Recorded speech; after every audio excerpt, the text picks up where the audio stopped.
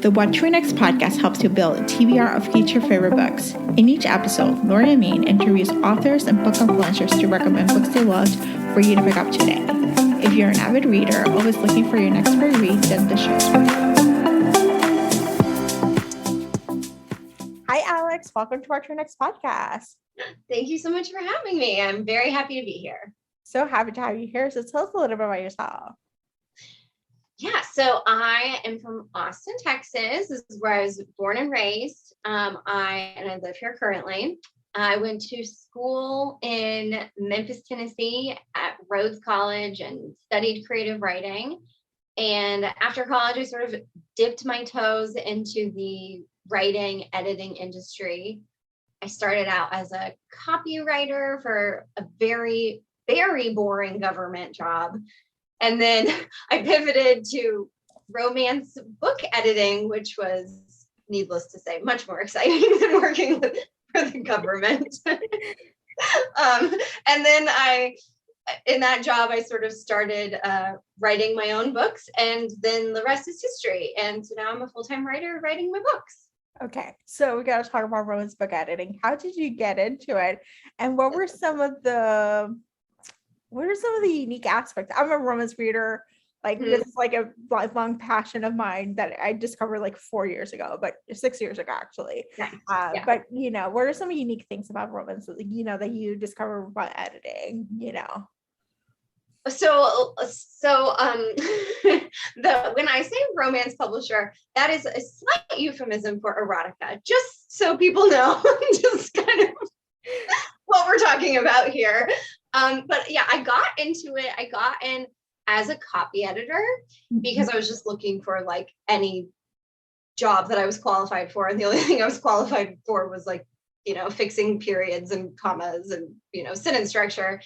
So I started as a copy editor. And then after, a few months, they were like, okay, you can come on as like a content editor, a book editor.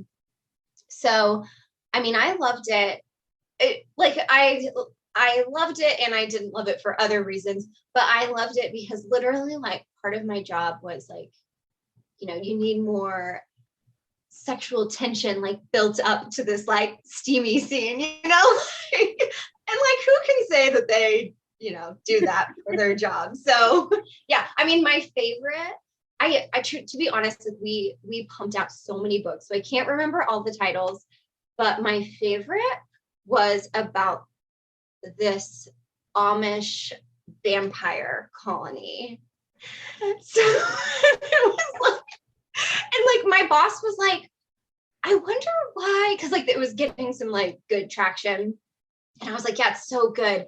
And my boss was like, I wonder why, why it's doing so well. And I was like, well, I think it's because it's kind of double forbidden, because vampires and humans, they can never fall in love because of the obvious, one of them's going to kill you. And then also, I guess there was the Amish aspect of it. So there was some forbidden romance in that as well. So anyway, it was a very fun job. Very fun day job for me. That sounds like a fun day job to look at it. And, it's different to read it for a job than to read it for pleasure. But yeah. I think it's something to just to appreciate, it's a fun story to have, Who knew that Amish vampires will gain some traction? Yeah. And it's so funny because now I have I love romance novels, but I have a very small tolerance level. I can only read one every few months because I can't, it's too much for me. I get flashbacks. Yeah. Awesome. So let's chat about your writing. Let's talk about The Truth About Ben and June. Tell us the elevator pitch. Yeah. So my novel, Truth About Ben and June, is about this married couple, Ben and June, of course. They are in their early 30s and they have just had their first baby together. Mm-hmm. And they're really struggling with new parenthood. So one morning, Ben wakes up and he discovers that June is missing, and so is her suitcase. So he starts doing everything he can to figure out where June went and why she left. And the more he uncovers about his wife, the more he realizes just how absent he's really been from their life together, and also just how little he knows what is going on in his wife's day-to-day life. So as you can probably tell, there's like a little thread of mystery. It's not a mystery, but there's a thread of mystery. There's some humor in it as well. But I personally think of my book as like an exploration of a marriage and what it means to share your life with another person. So how do you develop the characters? Because the characters are probably more focused, more driven than the plot driven novels. So the process of developing the characters, did they come to you first? Did they speak to you? Like, what's the process for you? Mm-hmm. So I always think, and I'm very curious about if this is how other writers feel about their characters, but I feel like each of my characters is sort of an exaggeration of one of my traits. Mm-hmm. And then like I kind of build the rest of their character around that specific trait. So I think for June, she and I are very different. Like she is a professional dancer in New York City, and I'm a writer in Texas. But the aspects that I took from myself is we share this ambition and this drive to have a big life. We're kind of hungry for this big life, and she's a creative. I'm a creative as well. So that was kind of my window into June. And that plays a big role in not only who she is, but like the journey she's having throughout the novel, because, she was this big, lively dancer in New York City. And then when the book opens, you see that they have moved to the suburbs of New Jersey. She has a baby, and she's sort of grieving her past life, like her life as a dancer. And then so Ben was a little bit harder for me. What really clicked him into place finally is I really struggled writing him, but finally I realized what his basic desire is and what his basic fear is. And his basic desire is that he wants to be a good person and have a positive impact on the world. And his basic fear is that he is not doing that, basically. So once that finally like clicked into place, he unlocked for me, and I was able to write him. And also I will say that the other thing that helped is I finally picked an actor to play him, to like have his face in my mind. And that also helped. I love this. And so when did you start writing this in the pandemic, or? No, actually I started writing it like 5 years ago, but in the interim I published another book, an Audible original, and then I also worked on another book in the interim. So it was basically like not hit it, like a start and stop process for this book. Yeah, because it's funny enough, like now I'm asking that question because a lot of books that came up in 2020, 2021, like what was your pandemic hobby, if you actually had one, because some people did not. Some people were like, oh hell no, I did not did not do anything.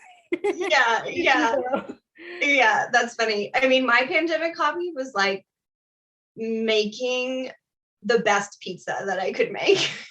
Woo! Okay, best toppings. Like, what kind of toppings did you play around with? Or so I have my two moods. I have my fancy mood, which is where I do like drizzled olive oil, like no red sauce, drizzled olive oil, some like fresh garlic, and then I do goat cheese and prosciutto and arugula, and sometimes some like spicy honey, like honey mixed with like red pepper flakes. Yeah, that's like and then like fresh arugula on top. Like that's my feeling fancy pizza.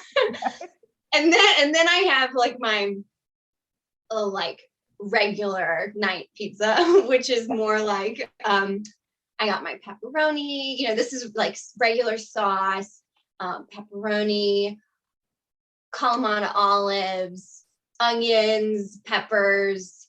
Just sort of like a almost like a little supreme. you know, like everything. Yeah. I love this. Yes, that's a delicious a pandemic hobby to have. Yeah. Yeah. So some people were writing books. I was making pizza. It is okay. I spend the past 2 years speaking to authors. You know, I mean, that's a lovely thing to do. it is. It is. You know, we just figure out like whatever kept us alive. You know, Yeah, so yeah. I awesome. love it. Awesome. So tell us, do you have any books you recommend our listeners to pick up? Yes. And I've been doing some interviews and people keep asking me that question. And so I literally have my Goodreads pulled up because I keep forgetting. You know, when people ask you that and you're like, I read all the time. I have so many favorite books. And then when people ask you, you're like, you can't think of it. So yes. Yeah. So I actually just finished The Push by Ashley Audrain. Ooh. It's a good one. Have you read that one? Yeah. Tell me all about it. It's actually a comp title for one of my books, which is like why I mean, it's been on my radar for a while, but I think it was like an in-house comp title for me. And so I was like really interested to read it. But it is about this woman who falls in love and has a baby, and she's really not sure about this baby. Like she feels like she can't connect with it, but she's like, it's kind of the baby's fault. Like she's like, she can't connect with this baby. And she's like, something's like really off. And then so it's basically through the next 12 years of her being a mother, and you see flashbacks of her own mother and her grandmother. And it kind of starts out with her mother like smoking a cigarette, and she says something about, you know, the women in this family, like something's off about us. And so it's kind of like this, I don't know, it's this beautiful character study, and it's beautifully written, and it's very subtle and very creepy. And once you've kind of made up your mind about something, you're like, oh wait, well, so maybe not. But then you're like, oh no, that is weird. So it's a very, it's just like so subtly done where the author is just like messing with you, and it's just delightful. So that was a really good one that I just finished. I also, let's see, I recently discovered Never Let Me Go by Cazao Ishiguro. Ooh. Yeah. It is amazing. I'm late to that bandwagon, but it is so beautiful. It's like the world's like best page turner. It kept like, I typically, like, I haven't found a book in a while that keeps me up like past my bedtime. Mm-hmm. And this, it was like, my eyes were like, I would wake up with like bloodshot eyes because I could not put this book down. So let's see, that was good. Long Bright River, beautiful book about it's a mystery about like the opioid crisis. And that sounds really heavy, and it is, but it's like a whodunit. You know, it's just like such a page turner. Yep.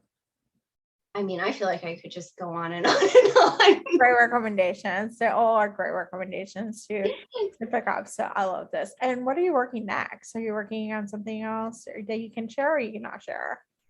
Well, so I actually had the amazing opportunity to collaborate on a book recently, which is coming out actually in August. So I collaborated with the true crime podcaster Ashley Flowers on she's the creator and co-host of Crime Junkie, and I helped her write All Good People Here. So it's coming out. Yeah, it's coming out in August. So Ashley and I like just turned that in very recently. So, and then of course, like my, you know, pre-publication for The Truth About Ben and June is, you know, well on its way. I'm on a moving train right now. And so I have not had the time to start something new. So I'm very much in the brainstorming process. And by brainstorming, I mean like, I do not have a story. It is like every time I take a shower and every time I go for a walk, I'm like, okay, what am I going to write next? And I don't know. Nothing's really coming to me. So, hey, if you have any ideas. You know, it's going to come at the most random time. You know, you just never know. Like, actually, whenever I need like a new idea or something, I just like, I set a timer and I write a want something over and over and over into my journal, like just pen and paper. and like it uncovers the shit load and like, oh, like I can do this or I can do that, I can do this or I can do. So maybe doing like one of those activities where you're just like, it doesn't matter where you're gonna write, it can be junk, but it just gets the junk out of it. Like yeah, no, I love that idea.